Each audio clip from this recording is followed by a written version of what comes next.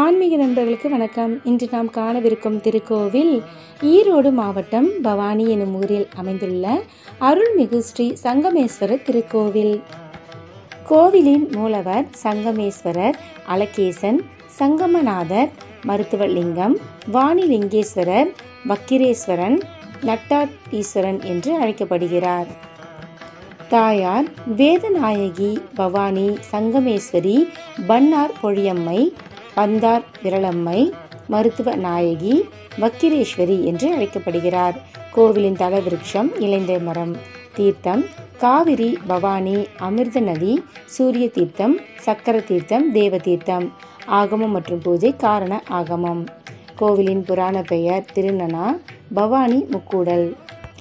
இத்தல இறைவன் சுயம்பு மூர்த்தியாக அருள்பாலிக்கிறார். ஆண்டுதோறும் மாசி மகம் ரத சப்தமிக்கு 3வது நாள் சூரியனின் ஒளி சங்கமேஸ்வரர், வேதநாயகி, சுப்பிரமணியர் மீது விழுகிறது. வேணுகோபால சன்னதிக்கு பின்புறத்தில் பசு ஒன்று உள்ளது.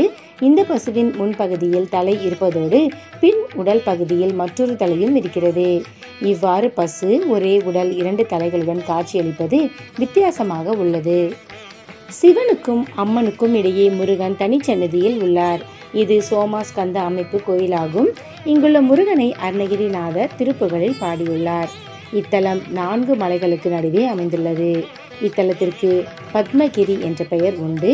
இதை சுற்றிலும் நாககிரி, வேதகிரி, மங்களகிரி, சங்ககிரி உள்ளது. வட இந்தியாவில் கங்கையுடன் யமுனை மற்றும் சரஸ்வதி நதிகள் சங்கமிக்கும் தலம் திரிவேணி சங்கமம் எனப்படுகிறது. இங்கு சரஸ்வதி நதி கண்ணுக்கு தெரியவில்லை. இதுபோல தென்னகத்தில் காவிரியுடன் பவானி மற்றும் அமுத நதி ஆகிய 3 நதிகளும் இத்தலத்தில் சங்கமிக்கின்றன. இதில் அமிர்த நதி மட்டும் கண்ணிற்கு தெரியாது. இந்த நதியானது பூமிக்கடியில் இருந்து இவ்விடத்தில் சங்கமிப்பதாக ஐதீகம். 3 நதிகள் சங்கமிப்பதால் இத்தலம் தென் திருவேணி சங்கமம் என அழைக்கப்படுகிறது. எனவே இத்தல இறைவன் சங்கமேஸ்வரர் எனப்படுகிறார். இங்கு பெருமாள் ஆதிகேசவ பெருமாள் என்ற திருநாமத்துடனும், தாயார் சவுந்தரவல்லி என்ற திருநாமத்துடனும், இத்தல விநாயகர் சங்கம விநாயகர் என்ற திருநாமத்துடனும் அருள்பாலிக்கின்றனர். அகால மரணம் அடைந்தவர்களுக்காக நாராயண பலி பூஜை செய்யப்படுகிறது. இதனால் அவர்களது ஆத்மா சாந்தி அடைவதாக ஐதீகம். அம்மன் நதி தலம் 3ற்கும் ஒரே பெயர். பார்வதியின் திருநாமங்கள் பலவற்றுள் பவானியும் ஒன்று. இந்த பெயரை நதியின் பெயராகவும் தலத்தின் பெயராகவும் அமைந்துள்ளது சிறப்பு.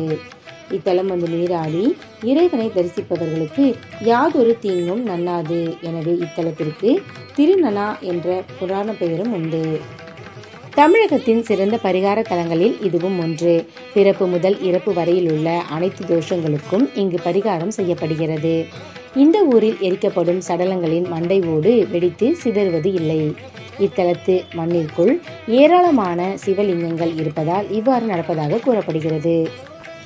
4 வேதங்களும் இங்கு தீர்த்தங்களாக உள்ளன. எனவே இங்கு வேண்டிக் கொண்டால் கல்வி கேள்விகளில் சிறந்து விளங்கலாம் என்பது நம்பிக்கை. இங்கு கோபுரமே லிங்கமாக வழிபடப்படுவதால் கோபுரத்திற்கு வெளியே நந்தி உள்ளது. பெருமாளுக்கும் தாயாருக்கும் நடுவே யோக நரசிம்மர் லட்சுமியுடன் சாந்தமாக அருளுகிறார். சைவ வைணவம் 2ற்கும் சேர்த்து ஒரே ராஜகோபுரம். சிவன் சன்னதிக்கு பின்னால் பஞ்சபூத லிங்கங்கள் உள்ளது. விஸ்வாமித்திரர் நதியின் கரையில் தனியாக லிங்கம் அமைத்து காயத்ரி மந்திரம் சொல்லியதால் இது காயத்ரி லிங்கம் எனப்படுகிறது. இக்கோவிலின் வரலாறு என்னவென்றால், வடக்கு திசைக்கு அதிபதியான குபேரன் பூலோகத்தில் உள்ள புனித தலங்களை தரிசிக்க விரும்பினான். அவன் ஒவ்வொரு தலங்களாக சென்று தரிசித்த பின் இத்தலத்திற்கு வந்தான். அங்கு யோகிகள், ஞானிகள், முனிவர்கள், கந்தர்வர்கள் ஆகியோர் தவம் செய்வதையும் கண்டான். அத்துடன் மான், பசு, புலி, யானை, சிங்கம், நாகம், எலி ஆகிய அனைத்தும் உயிரினங்கள் சண்டையின்றி ஒன்றாக நீர் அருந்துவதுடன் தவம் செய்பவர்களுக்கு தொந்தரவு கொடுக்காமல் இருப்பதையும் பார்த்த குபேரன் மிகுந்த ஆச்சரியம் அடைந்தான். இந்த இடத்தில் தெய்வீக சக்தி இருப்பதை அறிந்து அவனும் இறைவன் தரிசனம் வேண்டி தவம் செய்தான். இவனது தவத்திற்கு மகிழ்ந்த சிவனும் திருமாலும் குபேரனுக்கு தரிசனம் தந்தார்கள். அத்துடன் சிவபெருமான் அங்கிருந்த இலந்தை மரத்தின் கீழ் சுயம்புவாக தோன்றி அருள் புரிந்தார். அப்போது அசிரிடி தோன்றி, குபேரனே, வேண்டும் வரம் கேள் என்றது. இறைவா, உனது பெயரான அலகேசன் என்ற பெயரால் இத்தலம் விளங்கி உன்னை நாடி வரும் பக்தர்களுக்கு வேண்டும் வரம் தந்தருள வேண்டும் என வேண்டினான். ஆண்டிலிருந்து இத்தலம் தட்சிண அலகை என்ற பெயர் பெற்றது. திருமாலும் சிவனும் இடப்பக்கம் ஆதிகேசவ பெருமாள் என்ற திருநாமத்துடன் எழுந்தருளி உள்ளனர். இக்கோவிலின் பிரார்த்தனை என்னவென்றால், குழந்தை பாக்கியம் பெறவும், நினைத்த காரியங்கள் நடக்கவும், நதியில் குளித்துவிட்டு இங்குள்ள அமிர்த லிங்கத்தை கையில் எடுத்து ஆவுடையை 3 தடவை சுற்றி வந்து தரிசித்தால் சிறந்த பலன் உண்டு. தமிழகத்தின் சிறந்த பரிகார தலங்களில் இதுவும் ஒன்று. பிறப்பு முதல் இறப்பு வரையில் உள்ள அனைத்து தோஷங்களுக்கும் இங்கு பரிகாரம் செய்யப்படுகிறது. குழந்தை பாக்கியம் வேண்டுபவர் இங்குள்ள தீர்த்தத்தில் நீராடி தல விநாயகரையும் சங்கமேஸ்வரரையும் வழிபட்டு இங்குள்ள இலந்தை பழங்களை சாப்பிட்டால் குழந்தை பாக்கியம் கிடைக்கும் என்பது ஐதீகம்.